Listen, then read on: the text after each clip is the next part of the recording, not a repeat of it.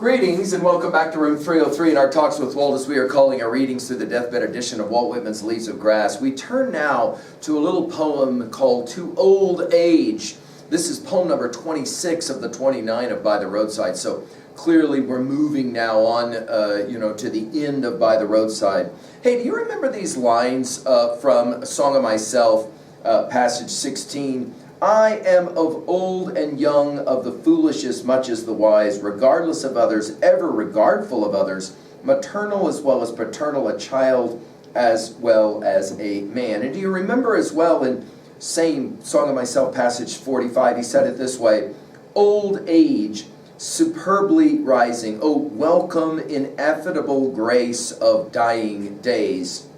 This idea, he continued, every condition promulges not only itself, it promulges what grows after and out of itself, and the dark hush promulges as much as any. Now, in this little, one of the briefest poems in all of Leaves of Grass, we're going to see a celebration of aging, which I'm going to, hopefully embrace, right?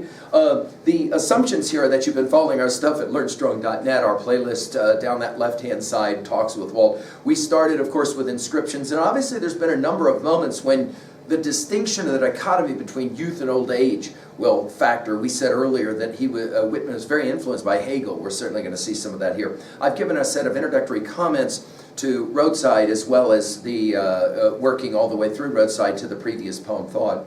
Now, in this poem, the background information for us with our Nortons, as we are often wont to do, tells us that in 1860, this poem was one of the messenger leaves. In 67, it appeared ungrouped. In 1871, 72, and 76, it was transferred to the Passage to India. Notice a number of these poems from Roadside find their way into Passage of India. We'll obviously have more to say about that one later. And in 1881, it came to the present group.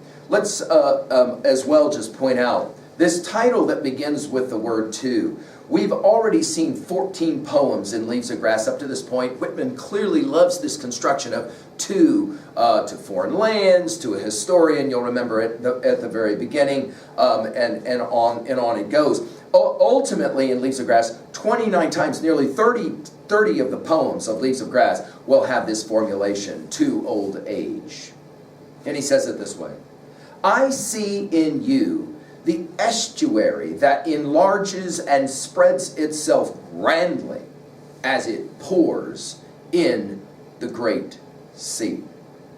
Now, if you just flip back in your copy of Leaves of Grass, what I'm guessing will be one page or just a couple of pages, depending on the formatting, you will remember that the poem Beautiful Women ran, women sit or move to and fro, some old, some young.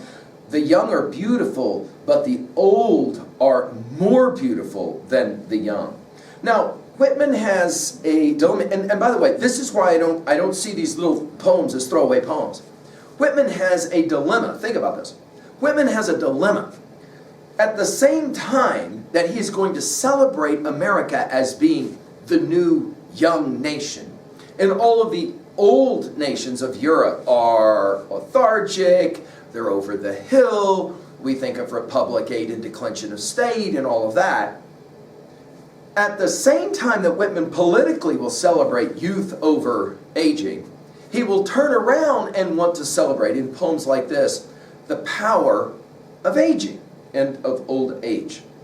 Now, I think these poems can be read at personal levels as well. I think Whitman himself, as we know from the biographies of Whitman, he began to struggle with health issues. A large part of that, of course, will be attributable to the horror of the 4 years and the years to follow of the Great War. We'll have more to say about that here in a few moments because we're going to pick up drum taps. But for Whitman, as he aged, I think he began to see the value of aging, and I think he also began to see the value of aging nations as well, and he began to respect that young nations have growing pains. It's inevitable. Notice the formulation of I see. Again, we're back to that formulation a lot in Roadside because these are all observations. In you, the estuary, that is to say, where the tide meets the stream, the outlet, the inlet, however you wish to think of it. By the way, this is the only time this word estuary gets used in all of Leaves of Grass. That enlarges and spreads itself, and then he uses the word grandly, which will get used, of course, in Song of the Redwood Tree, for those of you who are reminded of that echo, as it pours in the great sea. The word pours will take us back to Crossing Brooklyn Ferry, Part 2. Pours my meaning into you is the language there. And I think this poem can be read very much with our reading of Crossing Brooklyn Ferry. And then the Great Sea will take us back to Broadway Pageant 2, and that's the only time that this formulation of Great Sea gets used. Of course, if we are talking about sailing, then we're often talking about seas. And here, obviously, Whitman is playing games of metaphor, no question. So what exactly is going on in this poem? Well, I think that the argument that he's making in 2A is that all of life is about growth and cycles. And the young have to enjoy the fact that they are only young for so long. Go back to our comments on Beowulf, and especially Beowulf Part 2. And you'll remember that speech by Hrothgar at the end of Beowulf 2, where he warns Beowulf, yeah, you're an amazing warrior and you're young now, but someday things will change. And he uses Hrothgar, uses himself as an exemplar, remember? And he says, there was a time when I probably could have defeated Grendel, and then I couldn't do it anymore. And I had to lean on you. Of course, ironically, at the conclusion of the Beowulf poem, we've given full lectures on this at learnstrong.net, you'll remember, Beowulf is going to try to fight a dragon he can't defeat on his own. It is the young man Wiglaf that will come to help him.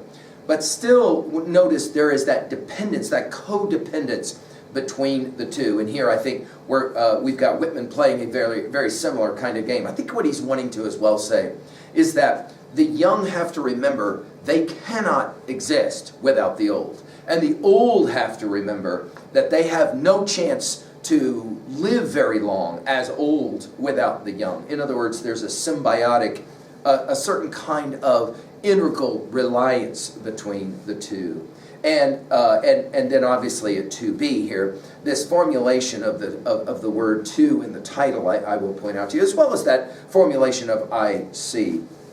At 3a, we've given a full lecture at learnstrong.net on Cicero's On Old Age, and so I certainly would take you back. I think Whitman knew that essay, that classic essay on aging and the goal of aging. And I want us to, as well, just remember Tennyson's Ulysses. You and I are old. Old age hath yet its honor and its toil. Death closes all. But something ere the end, some work of noble note may yet be done, not unbecoming men that strove with gods. It's a compelling homage to the idea that you can get old, but you're going to continue. I cannot rest from travels. I will drink life to the lees. We've given a full lecture on it at learnstrong.net, but I certainly would go back and take a look at it. As well, remember in Song of Myself, passage 6, this same idea is being played with as it relates to death. All goes onward and outward, you'll remember.